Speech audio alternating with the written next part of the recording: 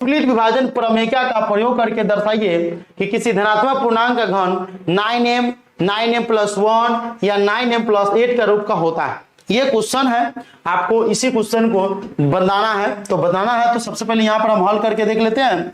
हल कर लेंगे, यहाँ से कलम ले लेते हैं। तो सबसे पहले लिखेंगे हल। तो यहां से ये देखिएगा, तो ये कह रहा है क्या कि 9m या 9m+1 या 9m+8 के रूप का हो। कौन? घन उसका। तो घन का मतलब क्या होता है कि किसी भी पावर का, अगर किसी भी संख्या का पावर अगर 3 है, यानी पावर में उसका 3 दिया हुआ है तो घन हो जाता है। पावर में 2 दिया हुआ है तो स्क्वायर हो जाता है। तो अभी हम यहां पर देख लेंगे हल कि माना कि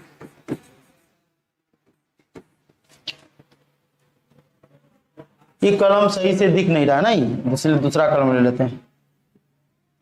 चलिए,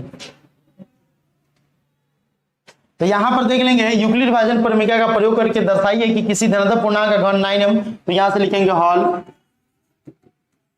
माना कि a तथा b कोई धनात्मक विषम पूर्णांक है, लेकिन ये में विषम तो है नहीं, तो सीधे विषम धनात्मक पूर्णांक लिख दीजिए, विषम को हटा दीजिए। धनात्मक पूर्णांक है a तथा b कोई धनात्मक पूर्णांक है जहां b बराबर 9, जहां b बराबर क्या हो जाएगा 9। अभी 9 इसीलिए लिए क्योंकि यहाँ 9m है, इसीलिए b बराबर 9 हो जाएगा। इसका मतलब है कि अब हम चलेंगे यूक्लिड विभाजन एल्गोरिथम से। यूक्लिड यूक्लिड विभाजन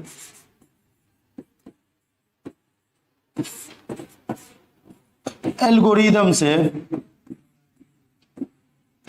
यूक्लिड विभाजन एल्गोरिथम से क्या हो जाएगा, a बराबर bq+r, जहां 0 < r b होता है। यहां तक क्लियर है। इसीलिए a बराबर क्या करेंगे, b की जगह हमारा कितना है 9 है, 9q प्लस में r, 0 < r b की जगह 9। इसका मतलब है कि r बराबर हमको 0 से लेकर के 1 2 करते करते करते करते पूरा 9 तक जाना होगा। सॉरी 9 तक नहीं, यानी कि 1 तो कम करना है, 1 कम करना तो 8 तक जाना होगा। ठीक है, यानी 0 से लेकर के 8 तक इसको जाना होगा। यहां तक क्लियर है। अब 0 से लेकर के 8 तक अगर हमको जाना है तो आगे की तरफ हम बढ़ेंगे। क्या करेंगे, आगे की तरफ चलेंगे। तो यूक्लिड विभाजन प्रमेयिका का प्रयोग करके दर्शाइए कि किसी धनात्मक पूर्णांक का घन 9m 9m+1 या 9m+8 का रूप होता है। तो माना कि a तथा b कोई धनात्मक, यहां तक पूरा क्लियर हो जाएगा। अब हम क्या करेंगे, मान पुट करेंगे। तो लिखेंगे r का मान रखने पर, r का मान रखने पर क्या करेंगे, r का मान रखने पर, r का मान रखेंगे तो मान रखिए यहां से। ठीक है, r का मान रखिए। तो r का मान रखिएगा, एक बार 0 रखिएगा तो ये बराबर 9q हो जाएगा प्लस 0, या 9q हो जाएगा, सीधे 9q बच जाएगा लास्ट में, है ना। एक मिनट 9q सीधे हो जाएगा। ठीक है, उसी तरीके से अगर हम a बराबर 1 रखेंगे तो 9q प्लस 1 हो जाएगा। a बराबर अगर हम 2 रखेंगे तो 9q प्लस 2 हो जाएगा। a बराबर अगर हम r बराबर अगर हम 3 रखेंगे तो 9q प्लस में 3 हो जाएगा। इस तरीके से आएगा। इसी तरीके से लिख करके अगला जो काम क्या करना है उसको q कर देना। q क्या करना है, इसी को हमको q कर देना रहता है। ठीक है, तो अगले पेज में हम चलते हैं। इस पेज को यहां तक आप लोग क्लियर है। अभी हम इसका q करने वाले हैं, तो इसको अब हम हटाते हैं, अगले पेज में चलते हैं। अब क्या करना है, वहां पर आप देखे थे कि a बराबर जो था, a बराबर क्या था 9q, एगो था 9q, नहीं एगो था 9q। ठीक है, तो 9q का अगर हम q करेंगे, यहां से भी q कर देंगे तो क्या हो जाएगा 9 9 81 9 729, 81 गुने 9 9 8 9 72 729। ठीक है, तो कितना हो जाएगा 7 से 29। ठीक है, क्या हो जाएगा q, है ना। इसमें क्या करेंगे, कॉमन ले लेंगे 9 कॉमन ले लेंगे तो 81q हो जाएगा। तो लिख देंगे जहां 81q3 बराबर m या m बराबर 81 क्यू, तो रख देंगे तो इसीलिए क्या हो जाएगा ए क्यू बराबर हो जाएगा 9 और इसके जगह हो जाएगा m। ठीक है, उसी तरीके से अगला ए क्यू करेंगे 9q + 1 का होल क्यू, तो ये हमारा मान आएगा। इसका फॉर्मूला हम आपको लिख दे, a + b का होल क्यू होता है ए क्यू प्लस में बी क्यू प्लस में 3a² b प्लस में 3ab²। ये जो फॉर्मूला आप देख रहे हैं इसी फॉर्मूला से इसको बनाना है। क्या करना है, इसी फॉर्मूला से इसको बनाना है। अब क्या करेंगे, ए क्यू बराबर 9m, ए क्यू बराबर 9q + 1 हो गया। अब क्या करेंगे, इसको यहां से इसका हम इसी फॉर्मूला के अनुसार से बैठाएंगे। तो ए क्यू करेंगे तो ए की जगह क्यू करेंगे, इसका मतलब हो जाएगा 9 9 81 ना 7 से 29 डायरेक्ट करते क्योंकि फिर प्रॉब्लम हो जाएगा 729 क्यू। ठीक है, फिर हो जाएगा बी क्यू की जगह तो 1 का 1 रह जाएगा प्लस में 3a² b। तो 3 देखिए हम अलग से कर लेते हैं रफ में क्योंकि फिर मिटा देंगे। 3 है, एक स्क्वायर करेंगे तो 81 क्यू हो जाएगा और b की जगह 1 तो 1, तो 1 तिहाई 3 8 3 24 243 क्यू, तो 243 क्यू। ठीक है, 3a² है तो a² है तो इसका स्क्वायर हो जाएगा ना, क्यू प्लस में क्या है 3ab², तो 3ab² को भी हम देख लेते हैं यहाँ पर भी। तो 3 एक जगह है हमारा 9q और b² के तो कोई फर्क पड़ेगा नहीं, इसीलिए 9 3 27 1 है तो 27q।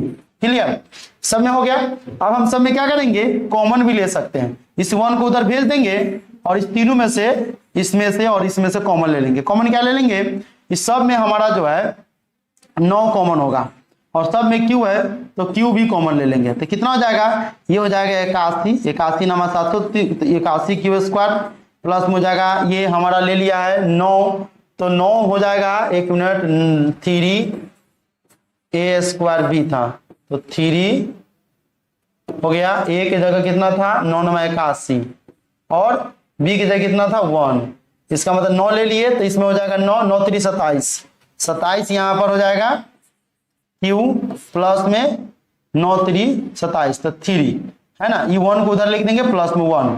अब लिख देंगे जहां m बराबर, जहां क्या करेंगे, जहां m बराबर यहां पर लिखेंगे जहां m बराबर q × 81q² प्लस में 27q प्लस में 3 है ना, ये हो जाएगा। जब रख देंगे m की जगह, इसीलिए क्या हो जाएगा a q की जगह हो जाएगा, ये हमारा इतना हो गया पूरा q की जगह, ये पूरा मान हमारा यहां से लेके यहां तक कट जाएगा तो कितना बचेगा 9m + 1 हो गया। देखिए 9m + 1 हर रूप में आ रहा है। अब लास्ट में लिख देंगे क्या, अतः किसी भी धनात्मक पूर्णांक का घन 9m + 1 9m + 8 के रूप का होता है कि नहीं। इतना अगर आप कर लीजिएगा तो आपका सोल्यूशन हो जाएगा। बस थोड़ा सा 2-3 ऑब्जेक्टिव इसमें रख दिए हैं।